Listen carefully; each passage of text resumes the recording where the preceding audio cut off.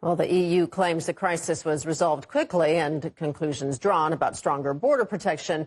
Questions over whose border it is and who should be responsible for it remain. The EU wants to shift responsibility to Morocco, but Rabat considers Ceuta as its own sovereign territory and rejects the plan.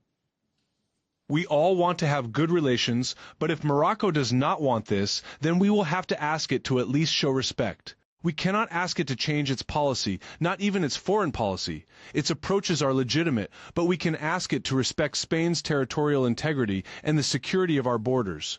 We must make this demand with the support of the rest of Europe. People see this not as a migration crisis. It was fundamentally an attack, a violation of Spain's territorial integrity. People felt that this, if not orchestrated, was at least encouraged or permitted by Morocco.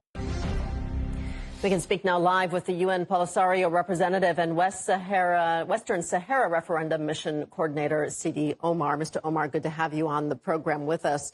First off, I'd like to hear your reaction to the viral scenes from Ceuta, where we saw thousands of migrants cross the Moroccan border into Spain. Multiple EU states have called it shocking. How do you explain this breach? Thank you very much for having me. Regarding what we saw last Thursday is actually something that is really terrible and tragic.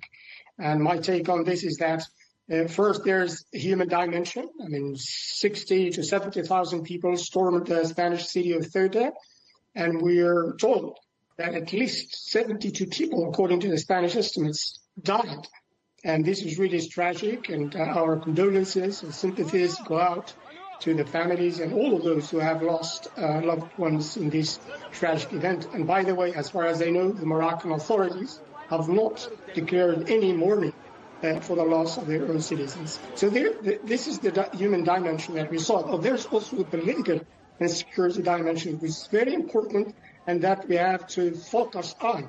Spanish head of government has already said that this is an attack or violation of the Spanish territorial integrity, but he did not say by whom. And in my view, and the evidence is out there, it's Morocco who orchestrated these events, because Morocco has always used this migration card to put pressure on Spain and blackmail it for its own purposes. So Spain pressed Morocco to reinforce border controls, but why would Rabat agree to this if it views the territory as occupied land? Well, you know, the land and sea border of Ceuta, the same as Melilla, the other enclave, are the most and heavily guarded and fortified borders of the European Union. And nevertheless, on Thursday, we saw people just going in without any warning. The Spanish authorities are saying that they have not had any early warning. Okay? But these people came from Morocco, and we're told that Morocco cooperates very well with Europe in terms of security, but they have not warned Spain either. So, as I said, we're back to politics, because this is not a very simple human tragedy. It is a political issue prompted by Morocco that wants to put pressure on Spain and other issues, but particularly Ceuta and Melilla, because, as we know, on the record, Morocco since the 60s had been claiming the two enclaves as theirs. This border in Ceuta, though, is notoriously susceptible to breaches, and we do tragically often see migrant deaths. If Brussels knows that this area is so fragile, why not invest more in European border enforcement there?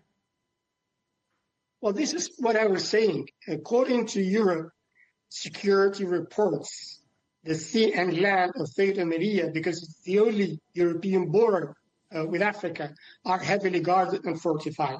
And Europe pays 500 million from 2001 up to 2025 to Morocco to help in curbing this phenomena. But Morocco is not doing anything when it comes to securing the border. And as I said, yes, you cannot control the border, but when 60 to 70,000 people in a day move into and cross one of the most heavily guarded frontiers of Europe, then there is something else. Because, you know, as we have seen, the social media, Moroccan soldiers even transporting people in military trucks, and the Agence France Presse has talked to people, and they were told that they just were allowed to go in and without any restrictions. So, as I said, the human dimension is there, and we should not forget it.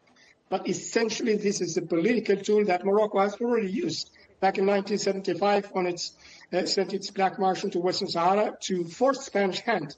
And it actually paid off. 1 week after that, Spain signed an agreement with Morocco to hand over the administration of Western Sahara. The same thing happened in 2021. So it is a recurring issue between Spain and Morocco because, unfortunately, as I said, Morocco has been using this tool and using its own people, unfortunately, as a cannon fodder to put pressure on Europe, especially Spain. Mm-hmm. Yeah, you mentioned Western Sahara. North Africa is home to several contested territories. Western Sahara, one of them. I mean, it's at the center of a long-standing dispute between Morocco and the Polisario movement. Rabat controls 80% of the region. Are there any open channels of communication between the two sides or any common ground?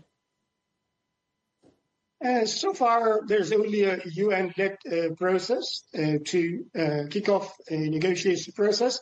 But it has not developed into any substantive thing. And that's mainly because of Morocco adamant on maintaining its illegal occupation of the territory, being unfortunately sustained by governments in Europe and even by the United States of America. A few days ago, we saw the message sent by President Trump to King of Morocco, reiterating what they call the U.S. sovereignty over Western Sahara. So it's because of these incentives that Morocco is getting from Europe, another country that is adamant to maintain its illegal occupation of our land in violation of the UN Charter and the Charter of the Organization of African Unity and the African Union.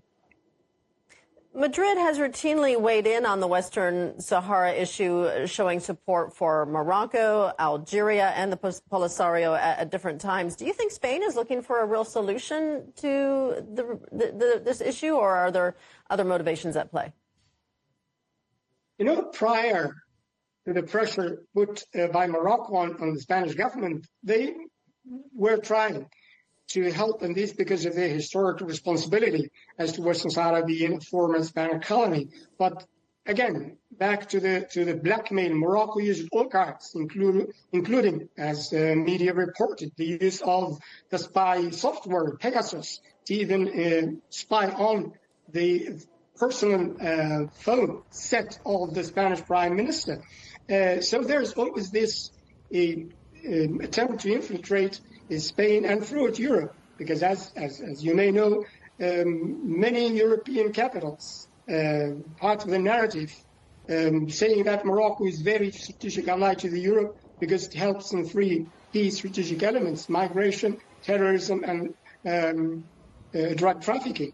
But here we are. There's an example of Morocco's failure to do its job in curbing migration. When it comes to terrorism, we know that most of the terrorist attacks that took place in European soil, in Brussels, in Spain, in Finland, were perpetrated by people who were born in Morocco. And when it comes to drugs, we know Morocco, according to the UN, is the first producer and importer of cannabis to Europe.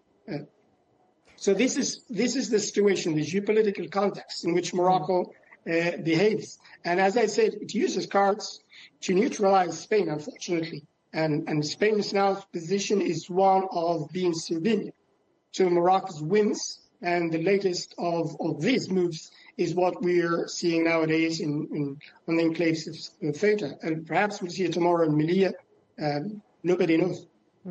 Mr. Omar, the Polisario has faced major backlash from Washington, with Senator Ted Cruz and other lawmakers calling the movement, quote, the Houthis of West Africa, and accusing the Polisario of receiving funding from Iran and Hezbollah. I'd like to hear your response to those claims. Well, this is obviously a propaganda game played by Morocco's lobbies, including senators and members of the House of Representatives. They do not have any evidence whatsoever to back their lies. Frente Polisario is a liberation movement recognized by the United Nations as the sole and legitimate representative of the Sahrawi people. It has been part to the UN process and even engaging the US administration currently. And a delegation of the Frente Polisario was more than once received at the State Department in Washington, D.C.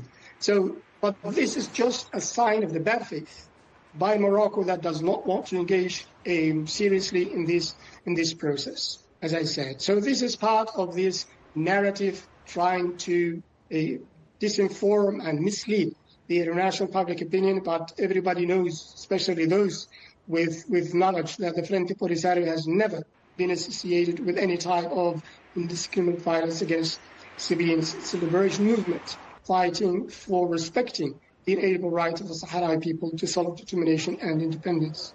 Okay, we're going to leave it there. That's UN Polisario representative and Western Sahara Referendum Mission Coordinator Sidi Omar. Mr. Omar, thank you so much for your time. Thank you very much.